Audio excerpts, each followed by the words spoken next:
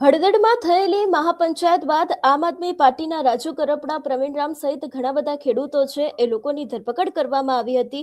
પરંતુ આજે આપણે વાત કરવી છે પ્રવીણ રામ અને રાજુ કરપડા વિશે, કારણ કે તેમનો જે કેસ છે ને હાઈકોર્ટમાંથી પાછો ખેંચવામાં આવ્યો છે. તેની પાછળના કારણો કયા હોઈ શકે છે અને હવે આમ આદમી પાર્ટી દ્વારા શું કરવામાં આવશે, એ દરેક વિષયને લઈને ખાસ કરીને આ મુદ્દે મારી સાથે અત્યારે હાલ આમ આદમી પાર્ટીના સાગરભાઈ જોડાઈ ગયા છે. સાગરભાઈ, સૌથી પહેલા તો નિર્ભય ન્યૂઝમાં તમારું સ્વાગત છે. ખૂબ ખૂબ આભાર તક આપવા બદલ. સાગરભાઈ, સૌથી પહેલા તો આ સમગ્ર જે કેસ હતો એને હાઈકોર્ટમાંથી પાછો ખેંચી લેવામાં આવ્યો છે, એની પાછળનું કારણ શું છે? કાનૂની પ્રક્રિયાનો એક ભાગ છે કે ચાર્જશીટ રજૂ થયા પહેલા તમે ધારો કે હાઈકોર્ટ ગયા છો અને પછી વચગાળામાં ચાર્જશીટ રજૂ થાય તો સામાન્ય રીતે કોર્ટ એવું કહેતી હોય છે, ચાર્જશીટ રજૂ ના થયું હોય તો પણ કોર્ટને અધિકાર છે કે જામીન આપી શકે.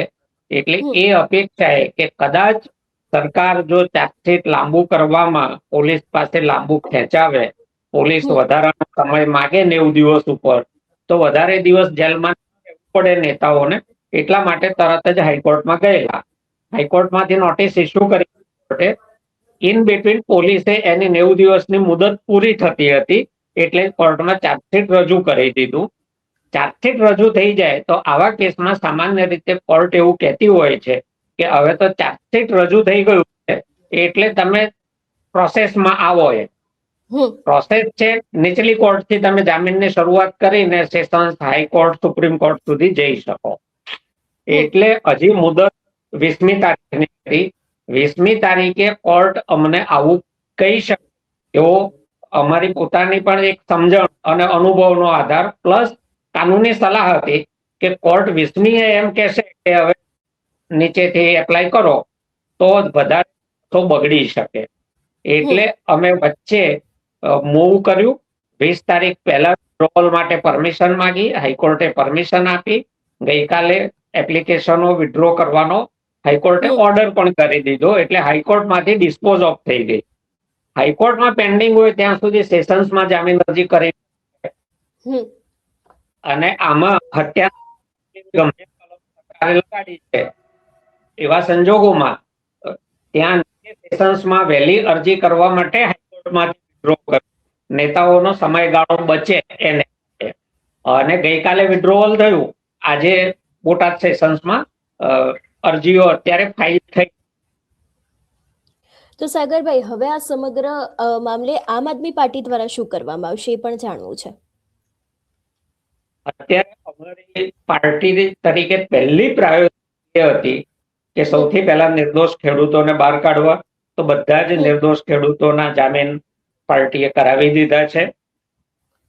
બીજી પ્રાયોરિટી હતી કે નેતાઓને શક્ય એટલા પહેલા બહાર કાઢવા, જેથી કરીને એ લોકો પાછા ઉતરી શકે.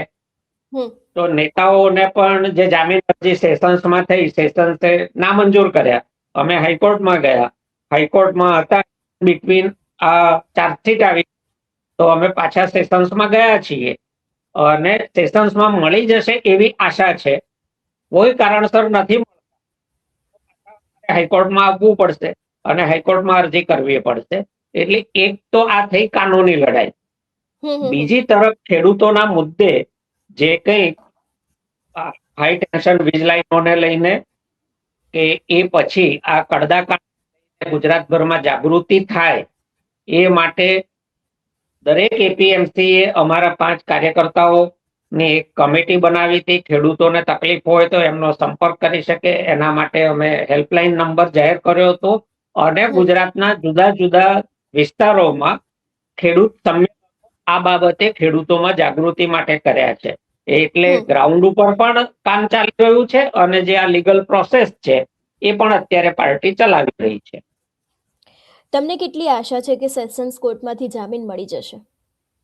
હવે મળી જવા, કારણ કે ચાર્જશીટ પહેલા તો એક સરકાર પક્ષની કાયમ દલીલ એ હોય છે કે ભાઈ વગદાર માણસો છે એટલે એ તપાસને અસર કરી શકે, સાક્ષીઓ અથવા પુરાવાઓ સાથે ચેડા કરી શકે. એટલે આ ફેક્ટરને ધ્યાનમાં રાખી અને સામાન્ય કોર્ટ જામીનનો ઇનકાર કરતી હોય છે.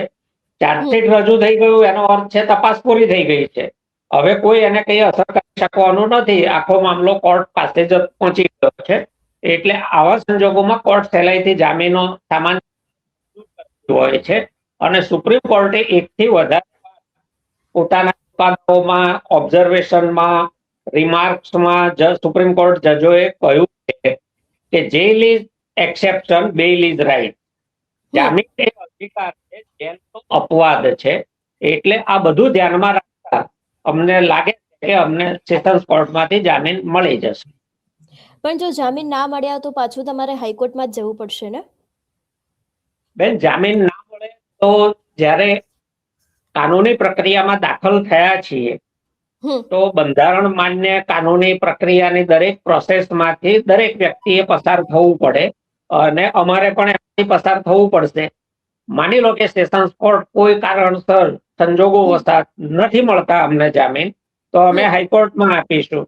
અને ક્યારેક એવી પણ ઘટનાઓ ઘટતી હોય છે કે વર્ષો સુધી કેસ ના ચાલે, જામીન પણ ન મળે.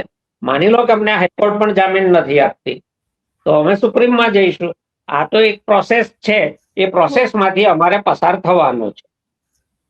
બિલકુલ. સાગરભાઈ, વધુ એક સવાલ છે કે રાજુ કરપડા અને પ્રવીણ રામ કેટલા સમયથી જેલમાં છે ને એમની સાથે હજી બીજા કેટલા લોકો છે કે જે લોકો જેલની અંદર છે? પહેલા 84 નામો ઉપર દાખલ થઈ હતી એફઆઈઆર. પછી તપાસમાં બીજા 4 નામ ઉમેર્યા, ટોટલ 88 લોકો થયા. પહેલા પકડાયા એ 12 ઓક્ટોબરે પકડાયા હતા. રાજુ કરપડા અને પ્રવીણ રામને પાર્ટી ઓફિસે ધરણા ઉપર બેસવાના હતા, ત્યાંથી 16 ઓક્ટોબરે એમને એરેસ્ટ કર્યા હતા. એટલે એ લોકોને 3 મહિના થઈ ગયા. 90 દિવસ પૂરા થશે આ 15 તારીખ, 16 ઓક્ટોબર થી 16 જાન્યુઆરી. અત્યારે હાલ જે જેલમાં છે એમાં છે પ્રવીણભાઈ રામ છે, રમેશભાઈ મેર છે, હંસરાજભાઈ છે અને વિપુલભાઈ હરિયાણી અને વિપુલભાઈ મકવાણા. આટલા લોકો જેલમાં છે.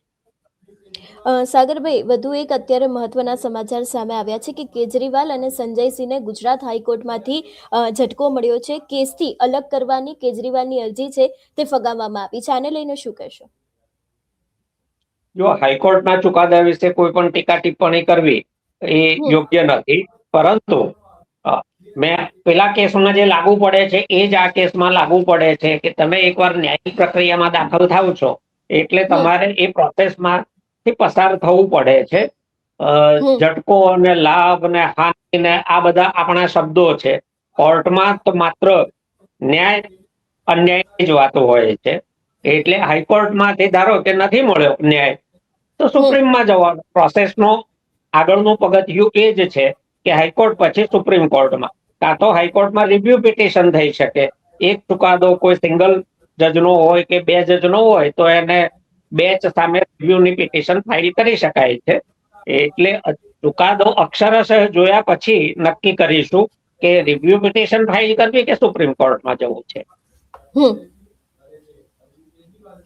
સાગરભાઈ, તમારા દ્વારા આગળ પણ કહેવામાં આવ્યું કે અત્યારે હાલ ખેડૂતોને લઈને એપીએમસીમાં આખી એક ટીમ બનાવવામાં આવી છે કે જે લોકો કામ કરી રહ્યા છે. એને લઈને પણ વધુ વિગતો જાણવી છે તમારી પાસેથી.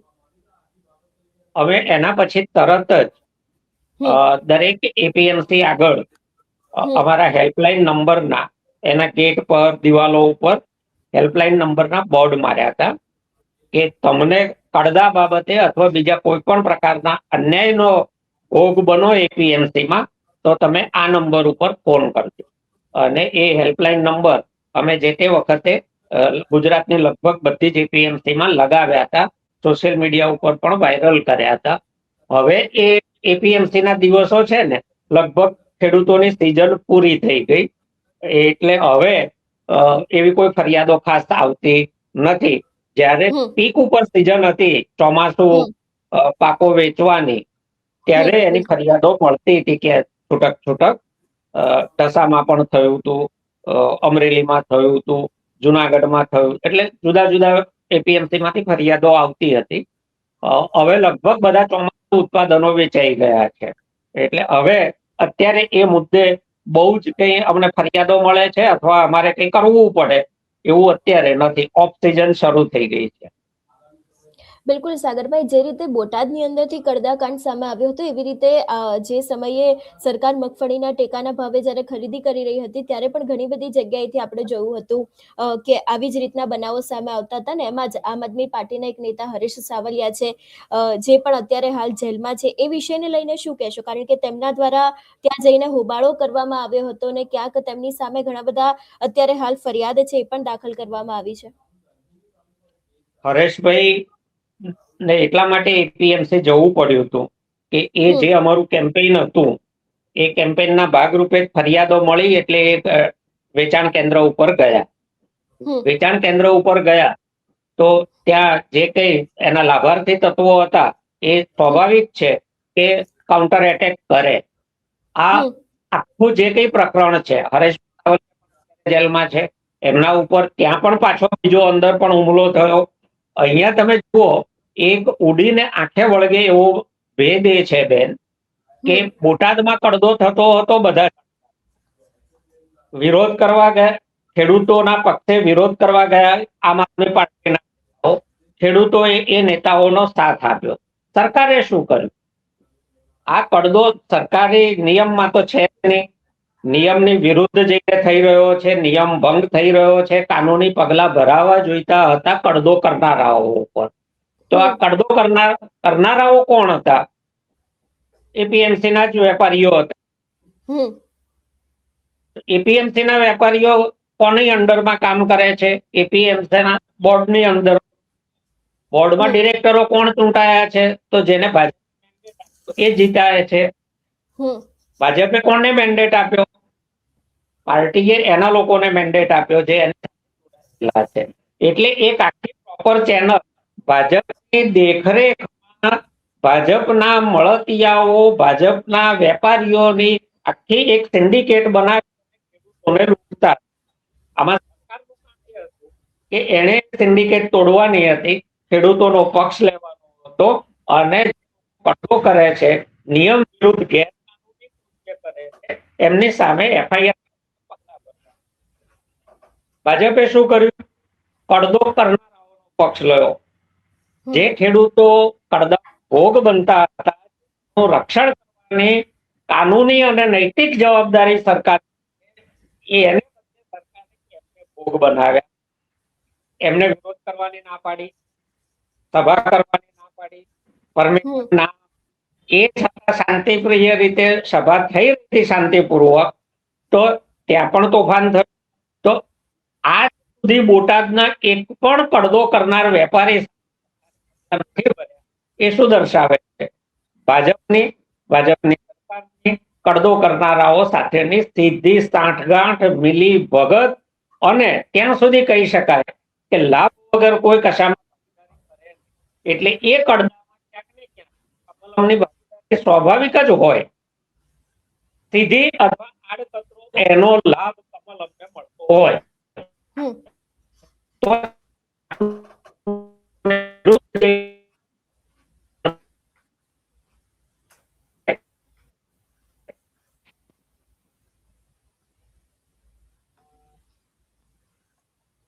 બિલકુલ સાગરભાઈ, આપ અમારી સાથે જોડાયા બદલ આપનો ખૂબ ખૂબ આભાર.